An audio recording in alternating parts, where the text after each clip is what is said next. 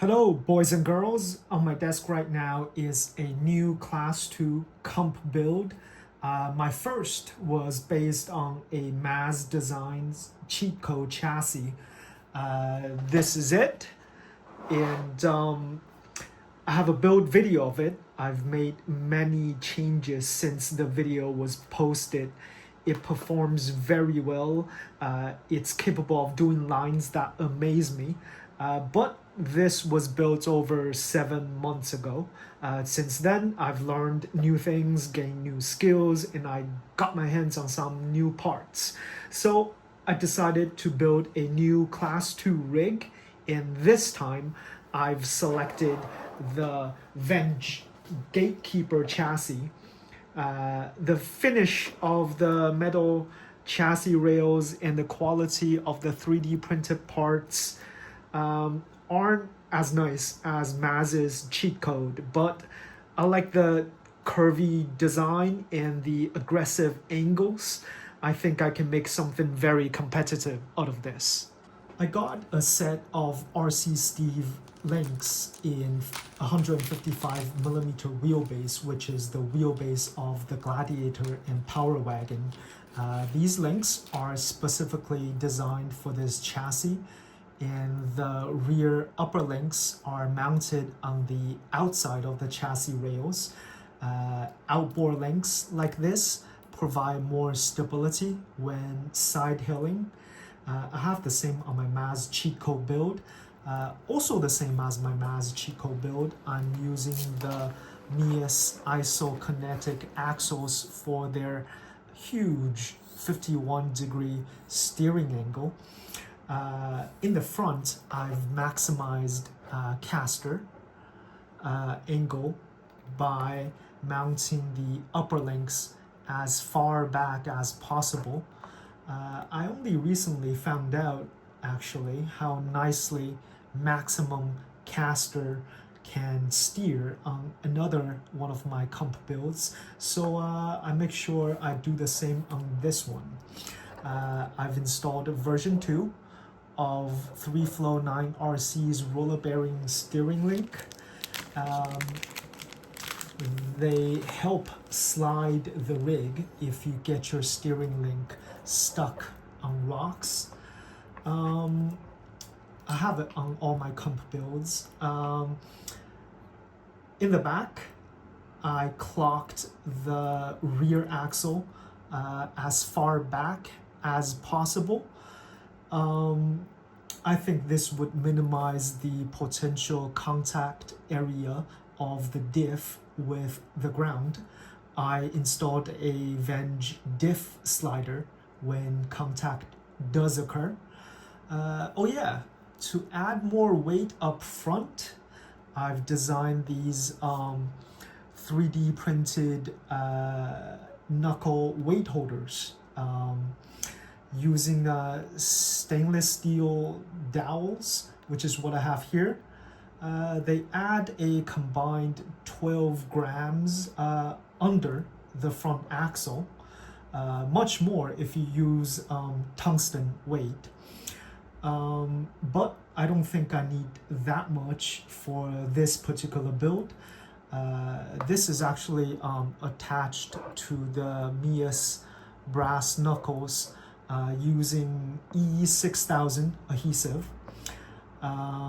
These are a prototype right now. If they work well, I'll go ahead and upload them somewhere so you guys can print for yourselves. Look for a link in the description. In fact, I'll have a link to every part I use on this rig in the description. Anyway, the rig is nearly complete. I just gotta finish mounting its electronics, its body, wheels and tires, then we'd be good to go.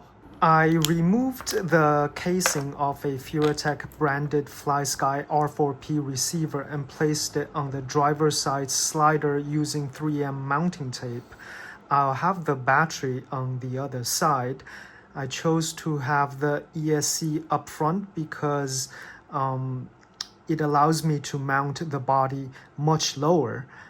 Despite how small my 300 milliamp 3S LiPo battery is, it's still bigger than the ESC. The ESC is a Furitek Python Pro. It's got a BEC that goes up to 8.4 volts. That's the biggest advantage it has over all other ESCs offered by Furitek right now. If you have a premium steering servo such as this ShiftRC Nano M that can accommodate up to 8.4 volts, I do believe there's a noticeable increase in torque and speed. This is a MEUS transmission, and the center motor mount is another piece from V.ENG. I'm running a Furitek MircoKomodo. It's a tiny little brushless motor, so I have no problem having it rear facing. I have the 33% overdrive gears in the front axle. MEUS has their special front axle gears. The rear axle just has the standard 2/16T gears. The shocks are Injora's 40mm big bore shocks. Right now I have 40 weight shock oil in them. I have the stiffer springs in the back and the softer springs in the front. I don't think the stiff ones are stiff enough, so I have the collars turned down. As the truck climbs, I want the rear springs to push the rear end up, which transfers to the front to become a downward force, keeping the front end down. In the front, I want the front shocks to be able to drop freely, so the front tires can easily reach down to grab the ground on breakovers. So I won't be using any limiting straps. I think this is a setup that would do well for a vehicle that has a very low center of gravity to begin with. This is Injora's Bug24 body. I ditched all the injection molded components, the seats, roll cage, and bumpers. I'm only using the Lexan shell. I made cutouts for the shock towers and steering servo so I can mount it as low as possible. And also the graphic on the servo is just too pretty to be kept hidden. I used a heat gun to soften the Lexan so I can shape the rocker panels inward to minimize the vehicle's width. I then trimmed off all the excess parts of the body. I removed the fake engine in the back because it drops down and interferes with the movement of the rear upper link mount.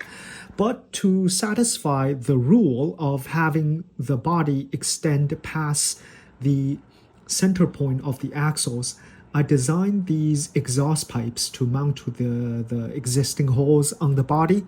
They are attached by screws. I'll upload the STL for these too in case anyone wants to use them. The front of the body is attached to the chassis by magnets.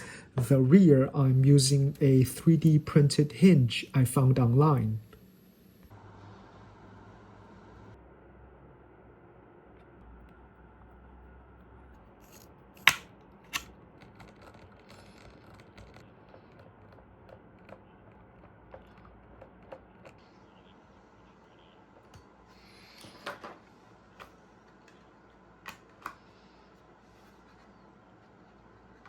.3-inch wheels are permitted for Class 2 now, so here's a set of Injora's 1.3-inch module wheels. JConcepts make very sticky competition tires. I'm trying out a set of their Tusks on this build. They are for 1-inch wheels, so cutting is required to fit them on 1.3-inch wheels. The procedure is very simple. I flip the tires inside out and just cut off the protruding lips. Cutting is also required for the inserts. These are inserts from OGRC.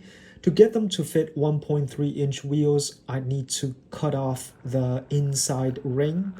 The reason to run 1.3-inch wheels is to reduce the amount of sidewall of the tires, so there be less sidewall flex, and also to have room for weight holders. My weight holders are designed to sit in the empty space behind the wheel face of a 1.3-inch wheel. And there we go. The rig is done. I really like how it turned out. It looks very aggressive. Let's go outside to test this thing out.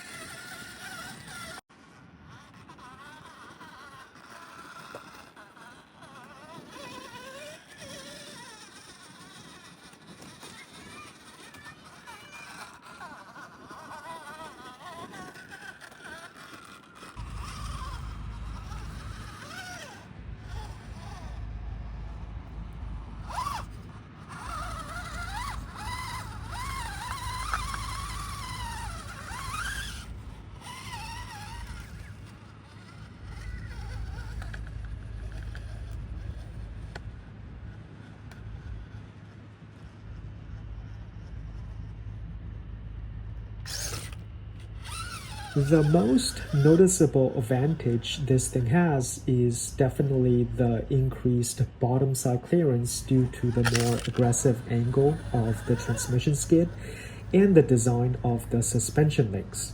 I get hung up on my belly far less now, which makes climbing vertical cliffs like this possible. Another thing I've noticed is its lower center of gravity comparing to my cheat code build. It feels really stable even when it's dealing with difficult terrain. This makes the truck capable of pulling lines I wouldn't have attempted otherwise. It's not all rainbows and butterflies though. Initially, I did get some clicking noises due to having the pinion gear set too loose. I was however able to fix that on the spot.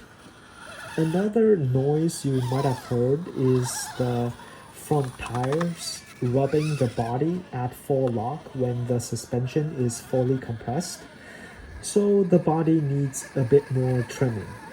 As always, I appreciate any suggestions to help me make my rigs better. I'm still pretty new at this. I already came up with a few ideas. I plan to take a grinding wheel to the axle pumpkins to smooth them out a little. I'm also going to reverse mount the rear wheels to increase their positive offset so I can have a narrower rear end in hopes that would help me clear gates easier. I also need to soften up the inserts because I'm not getting as much traction as I hoped.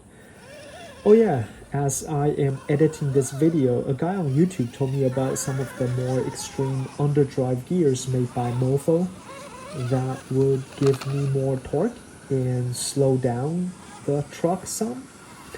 I like the physical size of Furitek's MircoKomodo, but at 3,450 kV, it's a bit too fast for my liking.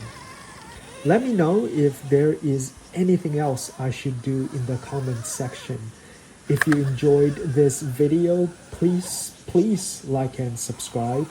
I have more performance-oriented SCX24 builds in the works, as well as scale hard-body trail trucks coming up. Once again, thank you for watching. Goodbye.